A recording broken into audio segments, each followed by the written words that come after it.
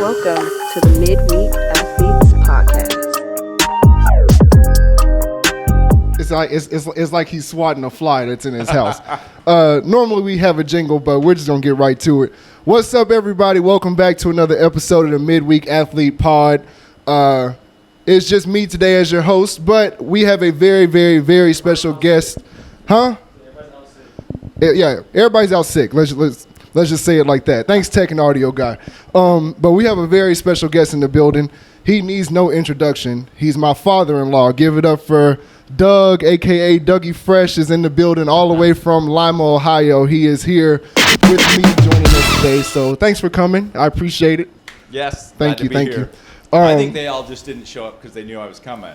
Probably. You know. I think they're scared of you too. I don't know. Of me? I don't know. So West and Everest, y'all hear that? Y'all didn't want to come talk sports with the man. Before we get started, though, if you see my shiny little Oscar, a couple weeks ago I announced that, Oscar sent me an Oscar for, the 101 Dalmatians cameo that I did. So, I have my Oscar here. It's going to sit right here, nice and pretty, as the dog catcher. So, best supporting actor Oscar. So, yeah, and they were dogging you to take that role for a long time, weren't they? Oh, Jesus Christ. Okay. So just FYI, he's about to throw out a lot of dad jokes in this episode. That's what a dad does. That's what a dad does. So anyway, so let's get started. So the first topic that I want to get to, you have a very unorthodox way of thinking about when it comes to the GOAT, the greatest of all time, right? So I'm very curious of how you're going to explain this to the people, because when you explained it to me and West, we knew instantly we had to have you on the show just to explain this in further detail. So my question to you, Doug, is there a such thing as a true GOAT when it comes to basketball? Well, that's an interesting question, because in my mind, everybody says GOAT is greatest of all time. Mm-hmm. I think that's extremely difficult to do unless you have very specific criteria of how you're comparing those players. Okay. So if you can say, it's by these certain stats, and here's the stats we're comparing, then yes, you could come up with a greatest of all time. Mm-hmm. My take on it personally is because, especially when you talk about basketball, which I think is what we were talking about at the time, there are so many different eras of basketball, when it was played, how it was played, the rules involved, the style of play, the three-point shot versus no three-point shot, those types of things really changes the dynamic of the game. Right. So my take on GOAT is I just came up with it saying it's not greatest of all time, it's maybe greatest of a time. Y'all hear that, all right? Greatest of a time. Yeah. So that makes it much easier to do direct comparisons. So now we go back to, say, like when I was young watching Bird Magic, right? You're watching them playing each other. Now it's a much easier comparison because the rules are the same, the type of play is the same, the way the game's being called is the same between those players. Yeah. As opposed to trying to do a Magic or Bird versus Jordan versus LeBron. Mm-hmm. It's just vastly different. So until there's specific criteria set, then in my mind, it's all just subjective, and it's just kind of like who somebody feels is a great player. And I agree. I actually agree with that, because you come across a lot of media personnel with ESPN and Fox that'll say, like, well, what era are we playing in? Because obviously, that's one of the big things. So I guess for me, I understand where you're coming from, but a lot of people are going to be like, well, that doesn't make sense, So would it, I guess you already answered this, but would it be easier to just say, like, this is the greatest of all time in this position, right? So, like, the big one is, like, who's the greatest of all time between Jordan and LeBron, right? Mm-hmm. Two totally different players, two totally different positions. So would it be easier to say, this is the greatest point guard of all time, this is the greatest shooting guard of all time, and et cetera, and then just leave it at that? Well, I mean, that's a good point. I think it gets you closer to being able to make that objective criteria decision, because now you're narrowing that field, right? So that helps because that qualifies what you're looking for. But still, you're still, especially going back to basketball, you're still looking at totally different eras. So now, those players, those positions maybe played a little differently than they do today. Right. Now you have your point guard, shooting guard, whereas before it was, maybe a little bit different type, or especially now with the big man underneath, it's kind of coming back to a big man era. Yeah. But for a while there, it really wasn't. You had, pretty wide range of players. Yeah, and kind of going back to the eras thing, for me, it's like, okay, in the 80s and 90s, there was there was more physicality, right? Like the physicality in the 80s and 90s will get you flagrant twos and ejected in today's game, right? It's two totally different things.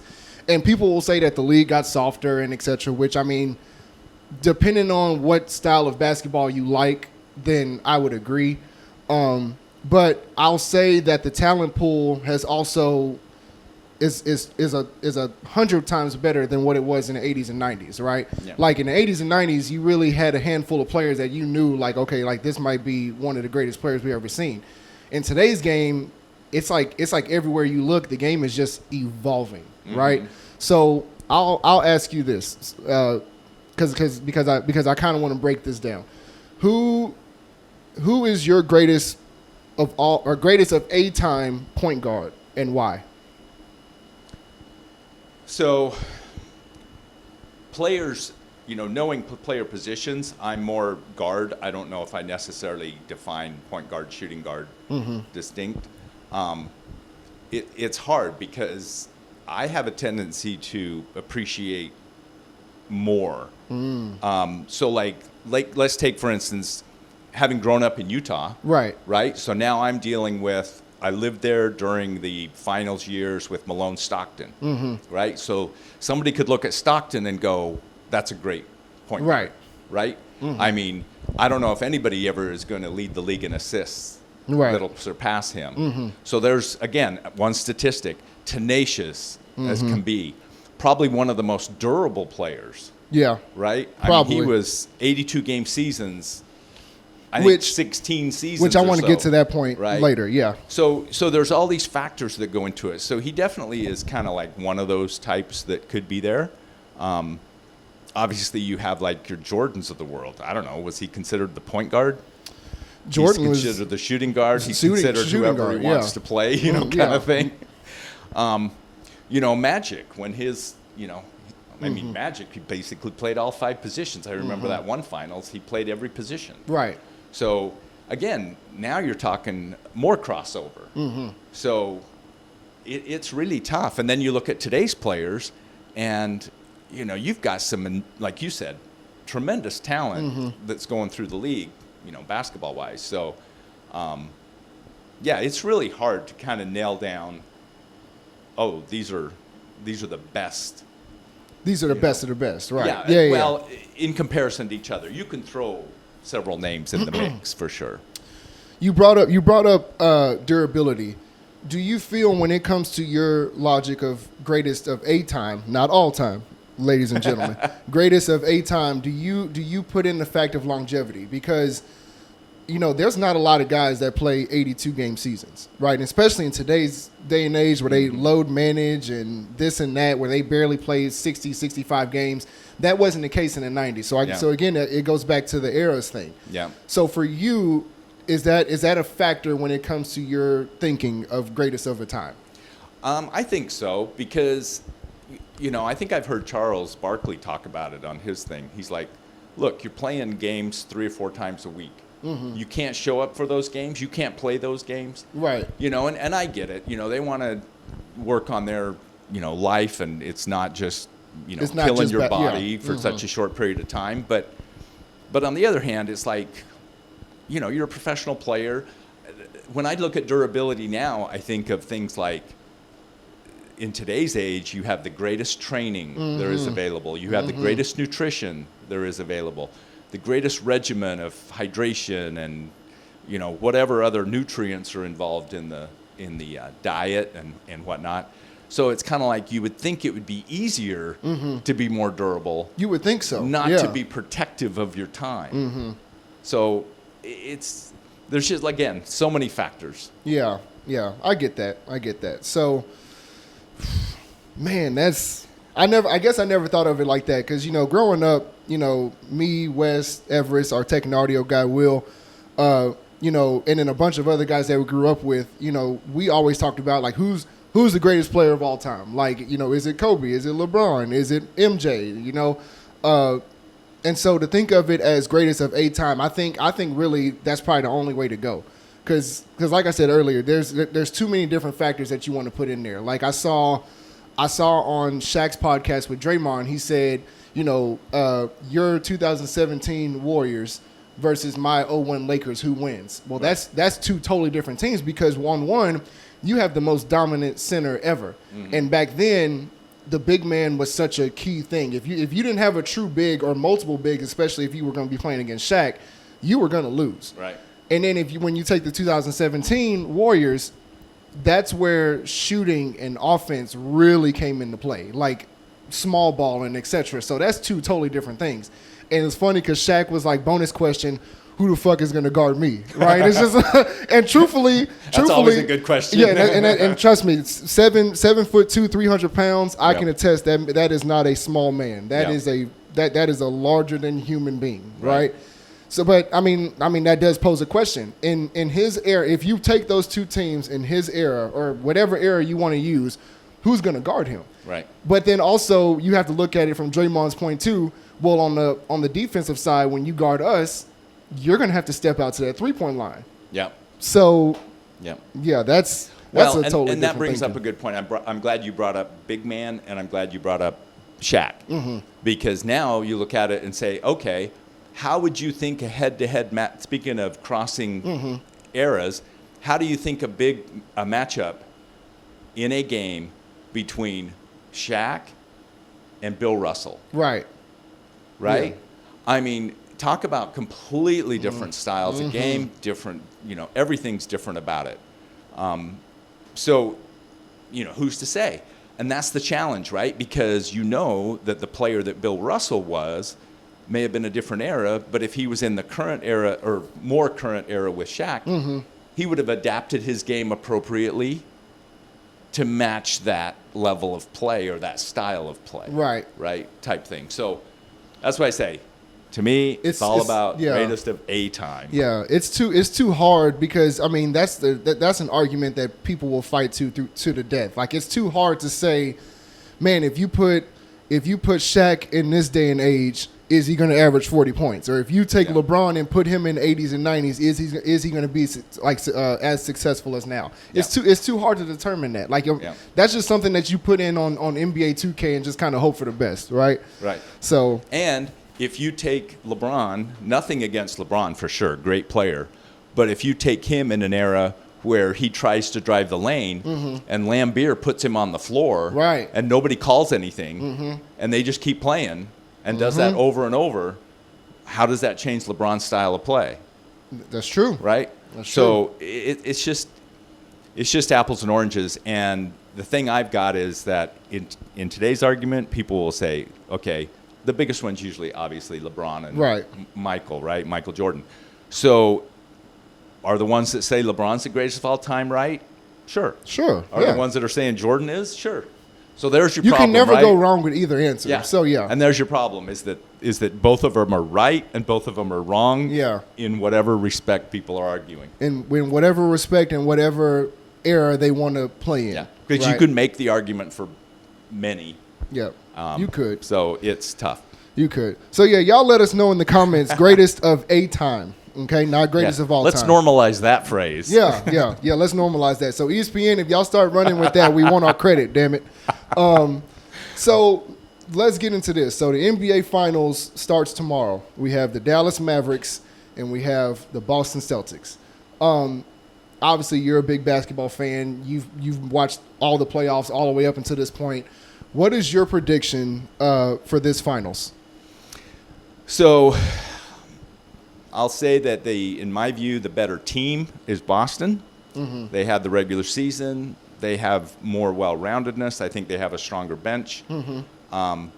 However, I think Dallas is coming in with just a headstrong momentum. They know how to pull it out at the end. They've shown that these last couple of series. And it's just strong. So if they can hold, then I could see Dallas pulling off what would probably be considered an upset. Okay. So I'll go with the underdog. We'll go for Dallas. But obviously I concede that, as a rule, Boston's a better team. I will say that from what I've noticed this playoffs, the only time Boston's lost is when they've beaten themselves. Rarely has the other team beaten them. Right. It's just like they didn't quite measure up to what they're capable of. So you have Dallas in what?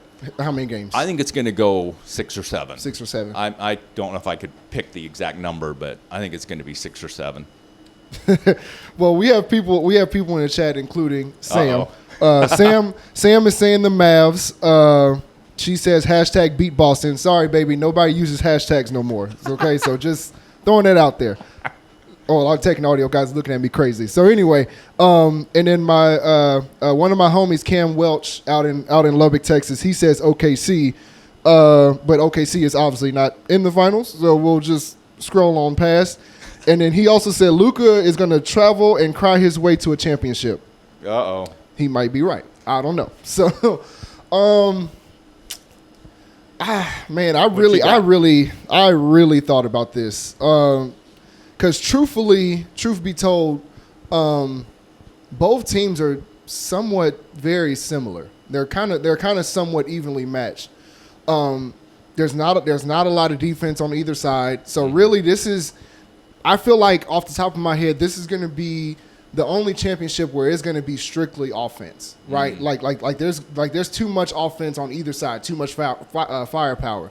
So who's going to stop who at this point? You know, I think Boston is better defensively than Dallas is, but I also feel that Boston doesn't have the players to stay in front of Luka and Kyrie, with the exception of Drew Holiday. They really don't have anybody that could sit in a chair and guard them.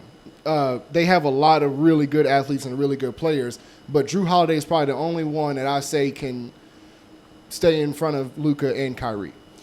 And then on the flip side, you have Dallas. You don't have anybody that's going to stay in front of Tatum. You don't have anybody that's going to stay in front of Brown. PJ Washington and Derrick Jones Jr. are going to be your key X factors on the Dallas side. I truthfully believe that Dallas will probably win it, and it'll probably go to 7. Because I don't think Boston has really been tested this playoffs. And that may be a key to their dominance. I don't know, but if you look at the games, they played Miami in the first round without a Jimmy Butler, right? The second round. Who did they play in the second round? Good Lord have mercy. Taking audio, guys. See who Indiana. the Celtics played in the second round for me, please, because I cannot think of that right now. Indiana, they played in the semis. That was the third. Which Halliburton was out games 2 through 4, and that they got swept. So really, they didn't play the Knicks. Sorry, that was Indiana. So really, this is probably going to be the best test for them. You have arguably one of the greatest duos assembled in Luka and Kyrie. So I'm going to go with Dallas in 7. Which is an interesting pick because my in 6 or 7, but my in 6 probably means that Dallas would have beaten Boston at home earlier. And you're saying that basically in 7, that means Dallas is going in and beating Boston at home in Game 7. I think so. Yeah, that would definitely show their capabilities. And you're right. You're absolutely right. Totally agree. Nobody can guard Doncic. Right. I mean, we saw that with Minnesota because he made Gobert look like a fool. Man, did he? I mean, for defensive player of the year, that was kind of scary.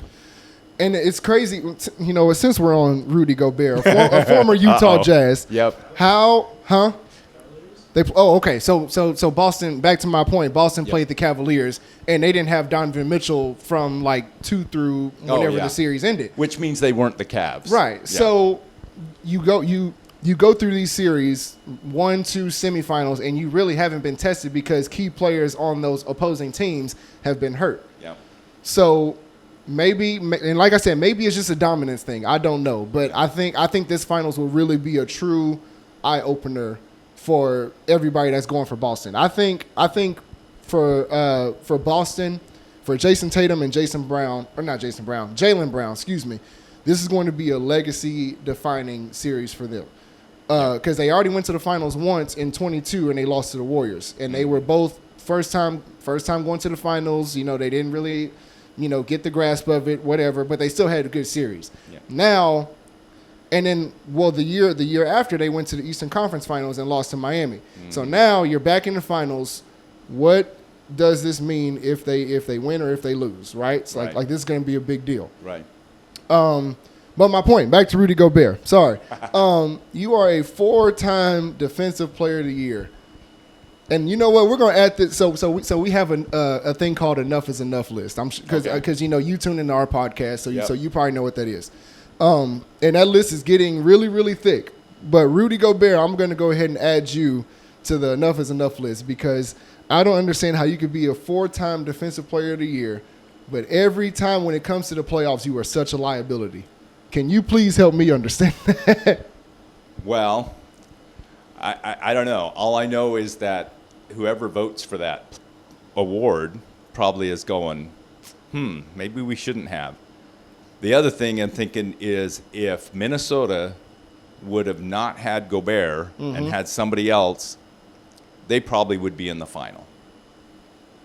So let's just say hypothetically. I think your point of his being a liability, I think, kept them from the finals. So hypothetically, let's say you remove Rudy Gobert and let's say you put in a guy like Bam Adebayo from Miami. Mm-hmm. Do you truly believe that Minnesota would be in the finals? Yes. If Bam was in Minnesota. Yes. Very interesting. Y'all let us know what y'all think. I think Gobert's that much of a liability because especially those last 2 games, when we watched those last 2 games, you could watch him.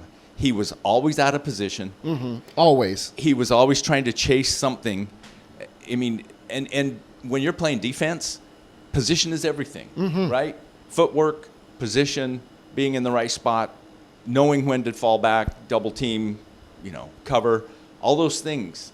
And like you said, so for Defensive Player of the Year, I'm like, what?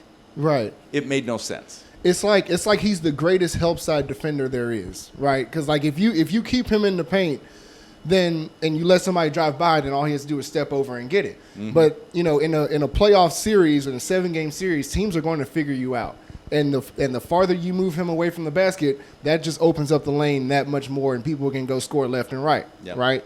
So yeah, Rudy Gobert, you are on the Enough is Enough list, sir. Whoever makes those Defensive Player of the Year picks or nominations, you are on the Enough is Enough list because that is just good point. That's not good. Good point. So you have Dallas in 6 or 7. I have Dallas in 7. You know who else is going to be a really key factor in this series? Kristaps Porzingis. Yep. I was going to mention that too because he is supposed to start tomorrow or play tomorrow. So if he can stay and be strong and again fulfill his capability, then he could be that determining factor. So I have a question for you. So he's been out since round 1 with a calf injury, I believe, right? And Al Horford at the start of the season said, I'm going to go to the bench, whatever it is for the betterment of the team. I'm going to be there, whatever. Al Horford has stepped up since round 1 and has helped this team get to the finals, right? With Kristaps coming back, do you feel like that's going to mess up the flow of what Boston has right now going into the finals? No, I don't think so because the whole team has had breaks these last 2 weeks, right? They were the first team to have to wait to play the finals. Right. And they were the first team now to wait or to play the Eastern Finals. And now they're the first team to wait longer, or they waited the longest to play the NBA Finals. So I think that helps him not mess up that flow. But yeah, again, it's It's just a matter of whether or not Boston plays like Boston has all year, and the fact that they played strong all year. Right. Because my biggest concern is with Kristaps coming back, and Al Horford playing so well, does that mean Al Horford goes back to the bench and you start Kristaps, or does that mean you flip-flop it, right? Because now, I wouldn't say you have to build back that chemistry, but for the last few weeks, you've been playing with Al Horford as your center. And you have gotten used to playing that style of basketball or that brand of basketball. Now you bring back Kristaps, who is not 100% healthy, to play in the finals. So that's like my only concern. Now if he comes out smoking in game 1, then that'll answer all the questions that you and I have, and I'm sure everybody else has. Right. But I know that with him not being 100%, people are going to say, well, damn, like we should have just let Al Horford just continue being in the position that he was. Right. So that's going to be the biggest factor for sure, is Kristaps. Yeah, I agree. And this is a good point where the coaches make their money, right? Because now it's a little bit on the coach to determine how best to utilize that. I mean, a good example of this to me was those last couple of weeks of the regular season when you had Steve Kerr and moved Klay to the bench. What happened? They started Klay playing. went nuts, right? Like he came out and he did much better than he did when he was starting for that short 2 weeks or so. And again, it's a limited thing, but so are the playoffs. Yeah. Right? You're talking a limited set of games. So as long as the players can perform and not get it in their head that coming off the bench is somehow, a knock and they can still rise up, I don't see any problem with that. And that's, again, where I think the coaching makes a big impact. You brought up a point, just to kind of go off record, and I really wish Wes was here for that. You brought up Klay Thompson, and you've watched our show. You kind of, I assume you probably know where I'm going with this. If you are the GM of the Warriors, who would you want to get rid of first, Klay Thompson or Draymond Green? Because I've been adamant in saying Draymond, but that's just me. Well, see, this is interesting because now we're back to kind of the greatest of all time argument, where it's kind of like you're not looking at one or the other. It's for different reasons. I think Draymond has proven over these last 2 years that psychologically, emotionally, he's a liability. His inability I've been saying that for the last. Thank you. Anyway, continue. I just look at it, his inability to control himself after being such a veteran for all these years, through all the success and championships and knowing what it takes to still let your emotion. I mean, it's one thing to get a flagrant 2 and get kicked out of a game. It's one thing to say something to a ref and get a couple of T's and be out. Right. It's a whole different ballgame to beat up your own team in practice. What you got to say, tech and audio guy? Because guess what? I've been saying this for the last few months. But you can go right ahead. Keep preaching. Thank you. No, that's just what I say. I mean, so if you can't control yourself, even in practice, that's a liability. Wes, you hear that? That's a lot worse than somebody that maybe doesn't make as many shots as they used to. That's why he's my father-in-law, ladies and gentlemen. That's why he's my father-in-law.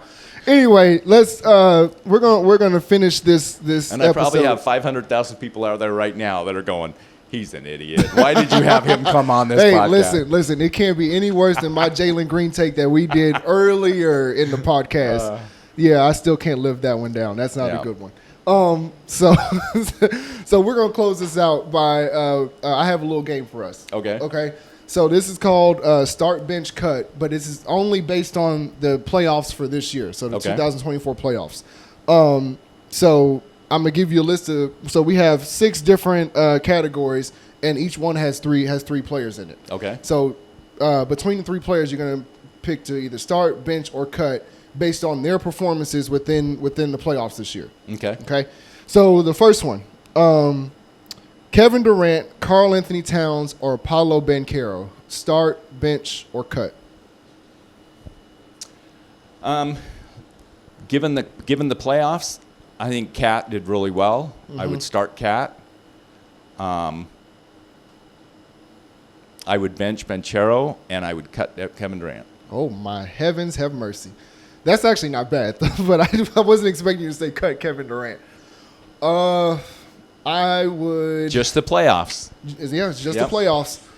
I would cut. No, not cut. Sorry, I'm gonna start with start.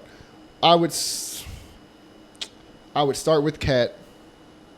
I would bench. Man, this is actually harder than I thought. I would bench Kevin Durant and cut Paulo.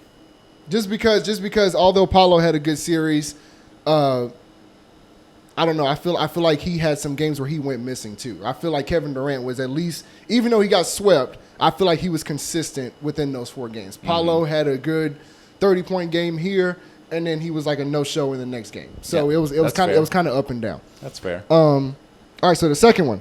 Okay. So each one is going to get harder. Just FYI. So the second one. I'm going to be wrong, just like the GOAT conversation. I'm going to be wrong on everyone, and I could be right on everyone at the same time. True, very true. So the second one, Devin Booker, Tyrese Maxey. Start, bench, cut.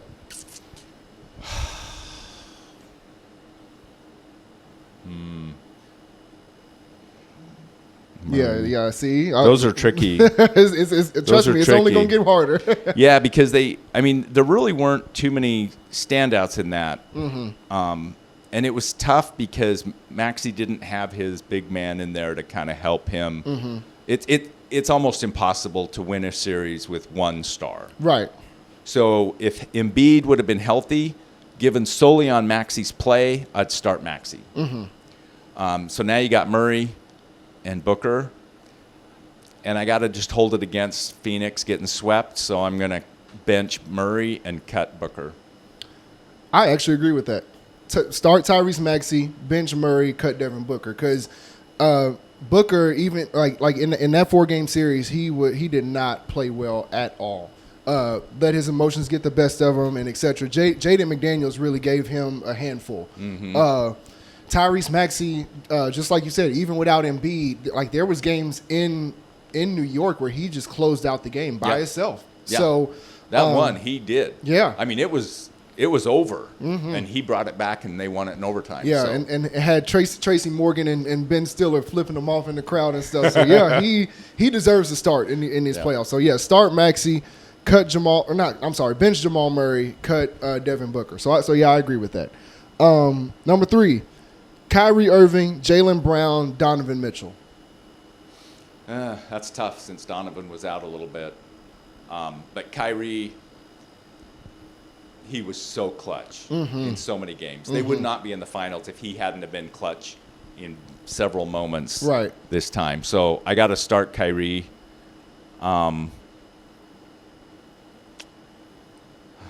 Donovan, and then who else was the other one? Jaylen Brown. Yeah, given the performance, you got to, it's just an unfortunate because of the injury. Yeah. So you got to bench Jaylen Brown and then cut Donovan. Yeah, I actually agree with that. If Donovan Mitchell would have stayed healthy in that second round against Boston, depending on how we did, I probably would have benched Donovan Mitchell because in that first series or in round 1 where he had 18 points in the quarter and 50 overall, and even though they still lost, that was probably one of his better moments in the playoffs this year. Yeah. But obviously injuries, failed or derailed him, and so he wasn't able to really fulfill for that Cavs team. So yeah, I actually agree. I would start Kyrie, who's been phenomenal. Kyrie has really gotten a bad rap for who he is, not just as a player but as a person, and he really changed that whole narrative around, and now everybody loves Kyrie, right? Well, and he even came out. I think there was a story today. He even came out and said, "I was not my best self when I was in Brooklyn." So there's a little bit of self-awareness, and he realizes that he had a little, maybe growing up to do, but definitely a better. And back to your to the Jaylen Brown. He and Tatum should be 1-2.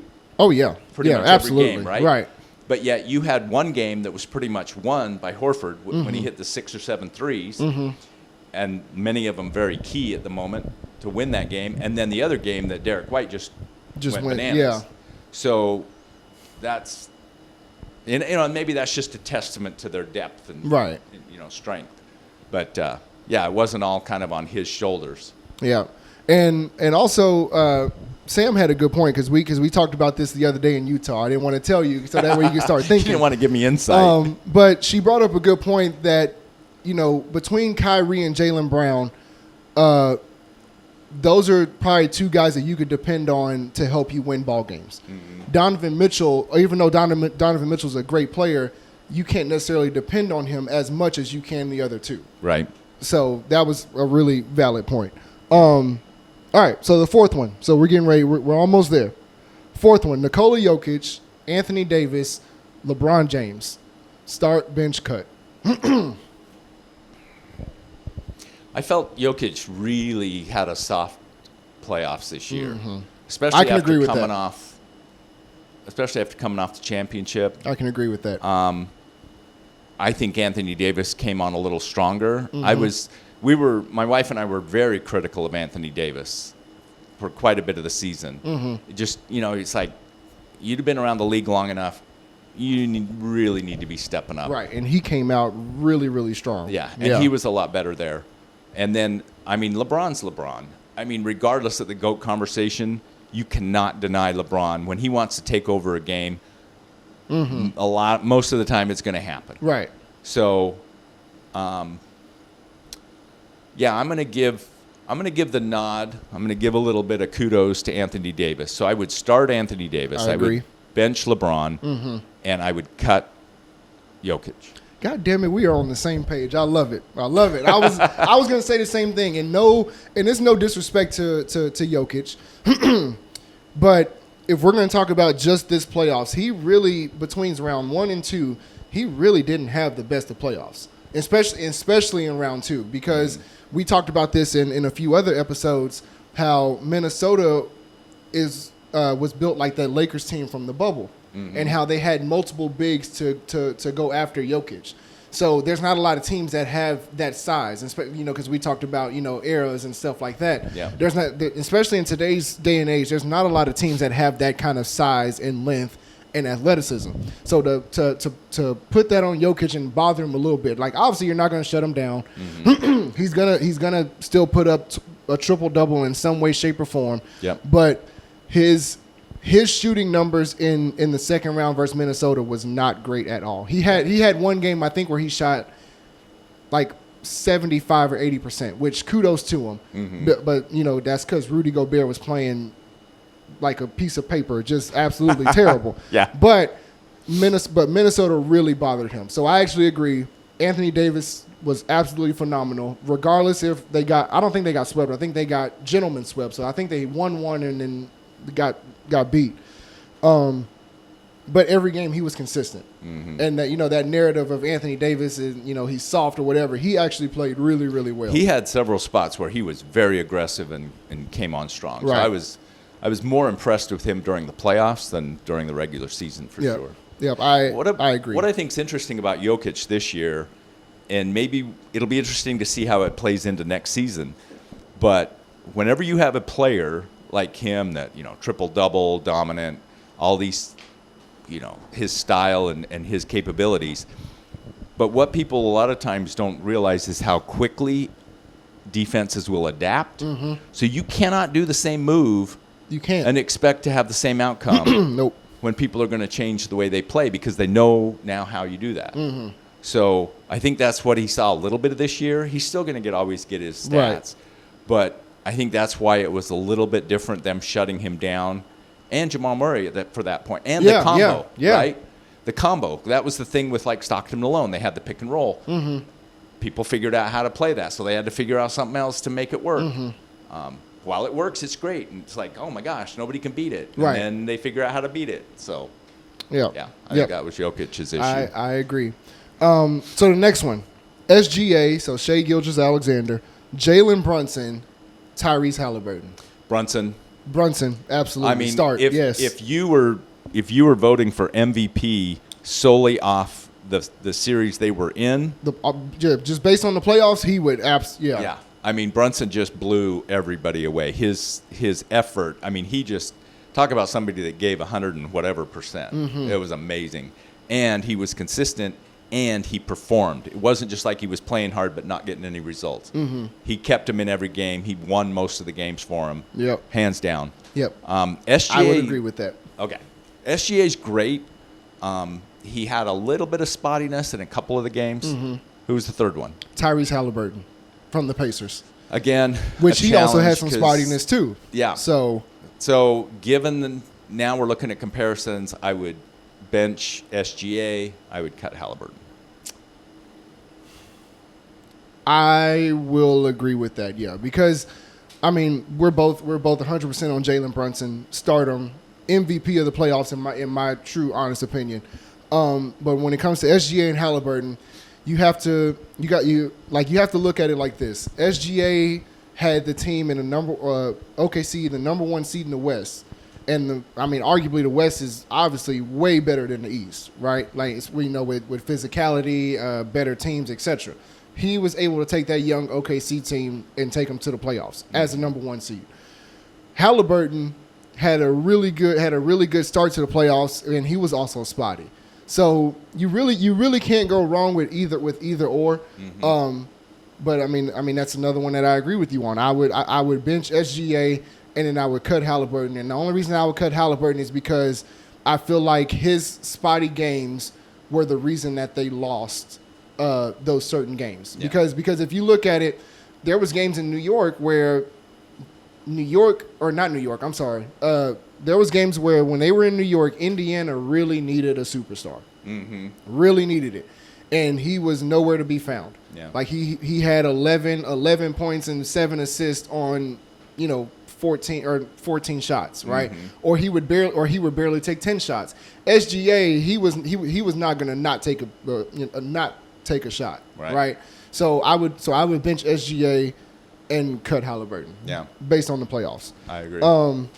So this last one's going to be a little tricky for you, okay? Because trust me, I don't even know who I'm going to do in this situation.